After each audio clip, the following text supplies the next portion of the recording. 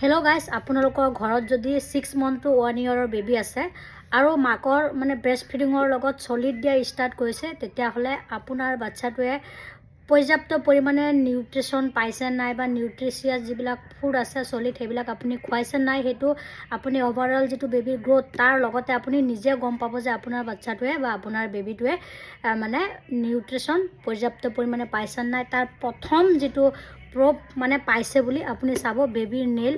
এচাক মই বেটাৰ নকৰে দেখাই দিছোঁ, দেখিছেনে?